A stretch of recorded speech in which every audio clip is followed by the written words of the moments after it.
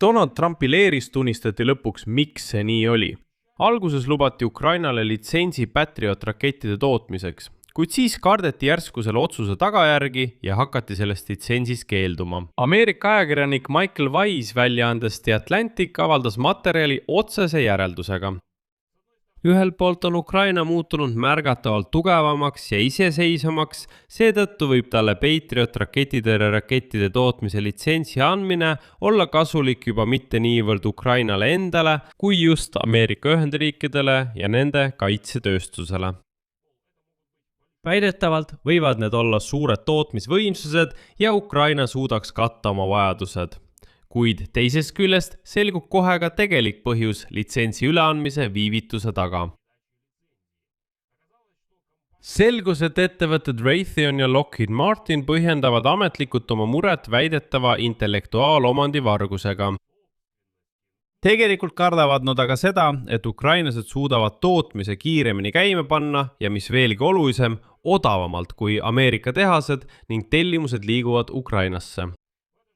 Samal ajal kardetakse Valges Majas, et kuna Ukraina pole enam abipaluja ja ei saa täna USA-lt enam midagi tasuta, siis pole Donald Trumpil Kiievi mõjutamiseks praktiliselt enam mingeid hoobasid jäänud.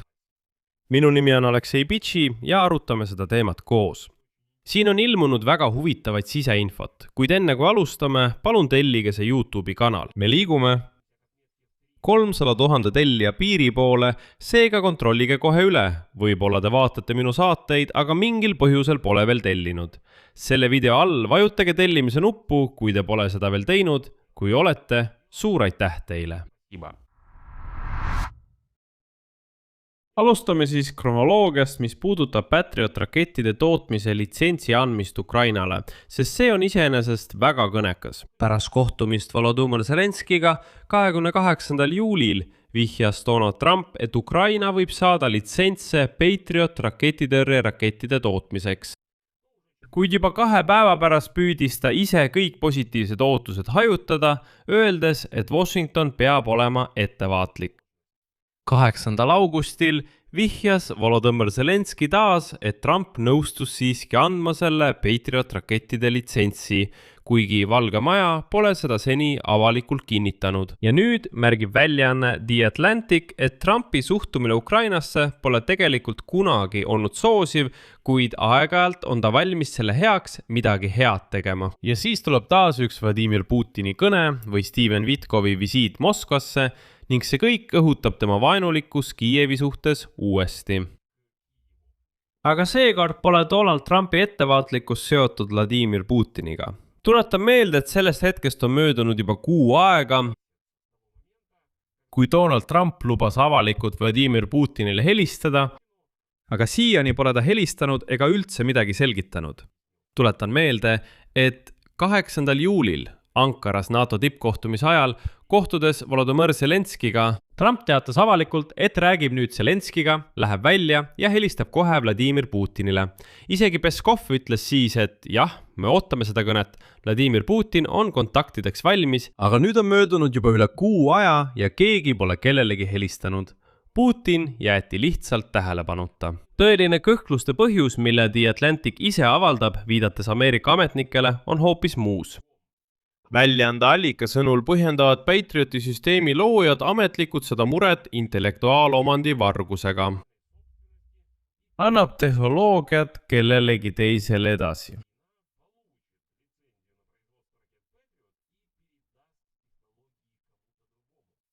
Kuid tegelik põhjus, nagu väljaanne kirjutab, on konkurents. Ja edasi toon nende tsitaadi. Neid teeb murelikuks see, et ukrainlased leiavad viisi, kuidas Patriotit täiustada ja seejärel neid suures mahus, kiiremini ja palju odavamalt toota, kui seda suudavad olemasolevad tootmisliinid Ameerika Ühendriikides. Väljaanne lisab loogilise jätku. Kui sõda lõpeb, Ukraina saab toota Patriot rakettide ülejääke, mida kasutada Ameerika Ühendriikides või müüa edasi USA liitlastele ja partneritele. Arvestades tema senist tegevust, võib Ukraina isegi sõja ajal toota ülejääke ja see võib olla tohutuks probleemiks USA tootjatele. Ameerika tehased näevad tõesti, et Ukraina leiab droonide ja rakettide osas piisavalt odava lahenduse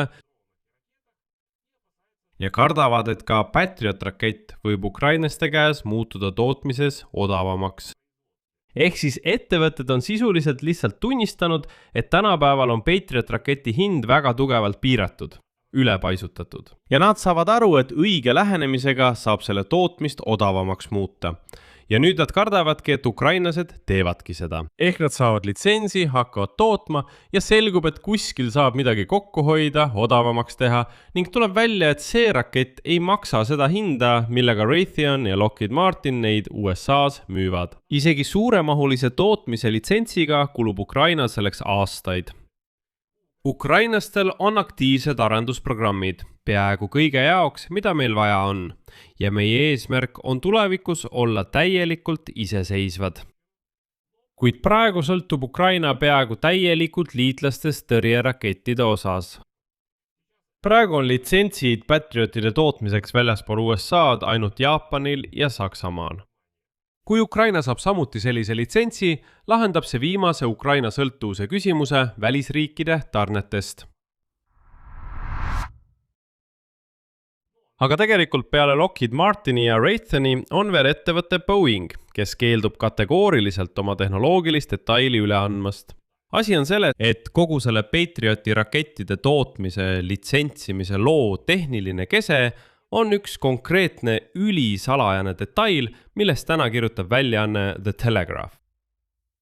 Kiievi meeleheitliku soovi Patrioti saada aluseks on väike radar, mille on valmistanud Boeing. Boeing Alabamas, tuntud kui aktiivne radarotsingupea PAC-3 Caribal. See on, nagu öeldakse, tõrjeraketi silmad ja kõrvad. See tuvastab läheneva raketi viimastel sekunditel ja murdsekunditel lennust ning juhib Patrioti otsesele kokkupõrkele, mille tulemusena see ballistiline rakett hävitatakse. See detail on nii arenenud, et Valge Maja piirab selle eksporti isegi kõige lähedasematele liitlastele. Seetõttu võib Ukraina ligipääsu keelamine sellele muutuda ellujäämise küsimuseks. Kuid on olemas lahendus. Boeing hakkab lihtsalt seda konkreetset detaili Ukrainale tarnima ja Ukraina hakkab ise raketti kokku panema. See tähendab, et nad ise neid radareid ei tooda. Ja märgin, et isegi Jaapanil, kellel oli litsents, kulus 3 aastat esimese eduka PAC-3 raketi katsetuseni. Analüütikute hinnangul ootavad Ukrainat umbes samad tähtajad, kui mõned analüütikute sõnul saab seda protsessi kiirendada kuni 1 aastani. No, sest Jaapanil ei olnud erakorralist olukorda, nemad võisid endale lubada rahulikult ja aeglaselt seda raketti kokku panna, käivitada, katsetada ja nii edasi. Meil sellist aega ei ole. Ja siin on erru läinud kindral Phil Bridlov. See on endine USA relvajõudude Euroopa väejuhatuse ülem, nimetab veel ühe reaalse mure Trumpi administratsioonis. Tsitaat. Ma tõesti arvan, et on olemas kartus, et kui me anname selle tehnoloogia Ukrainale, satub see kuidagi Venemaale.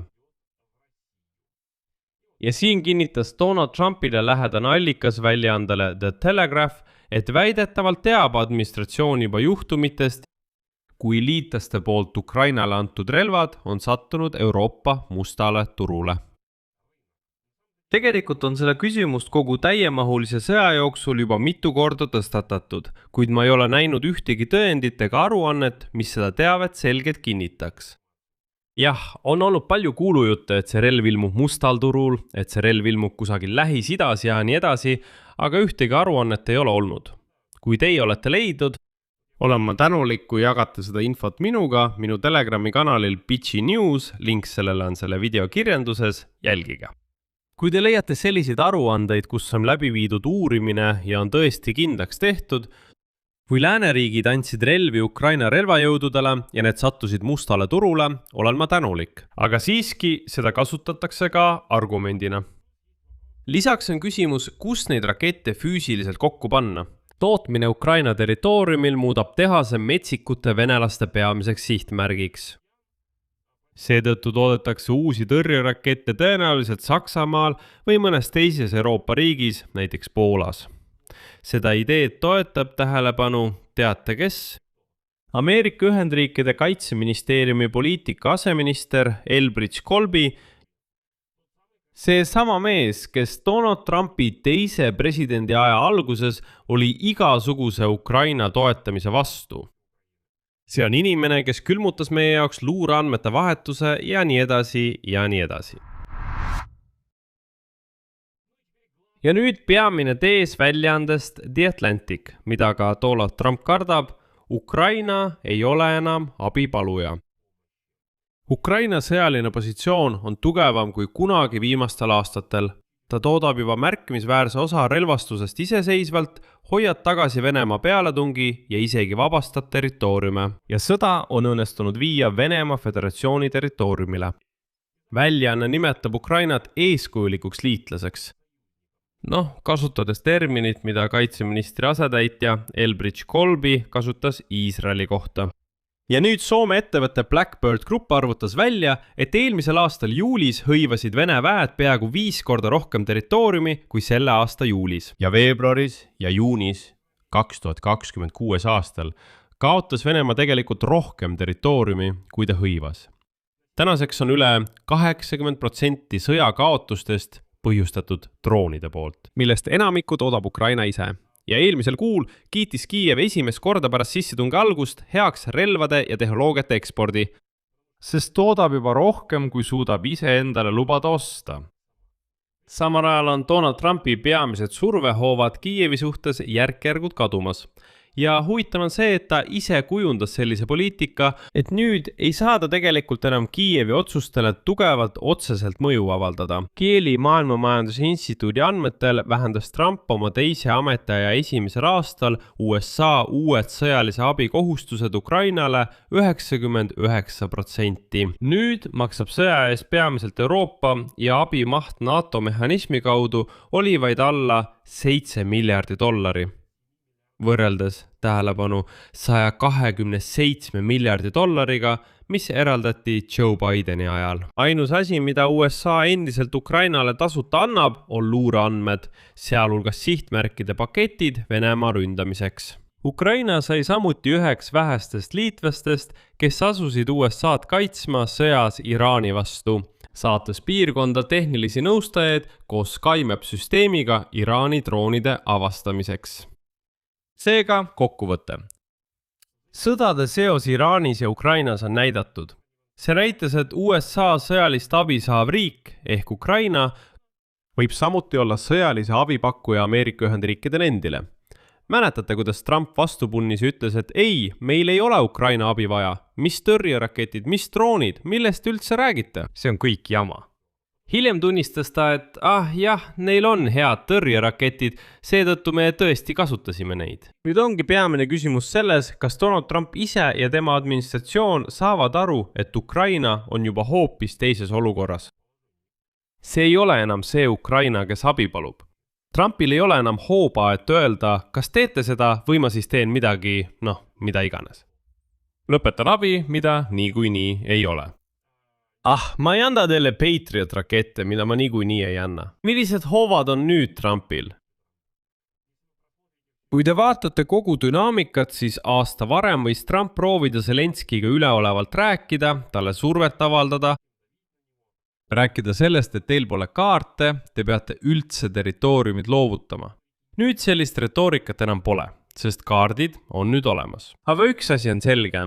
USAs kardetakse ilmselgelt juba liiga tugevat Ukrainat. Siia panen 3 punkti, teie arvamus ja järeldused kirjutage selle saate kommentaaridesse. Tellige kanal, vajutage kellukesele ja ärge unustage panna like. Sellega on kõik, hoidke end, kõigile head aega. Jätkub!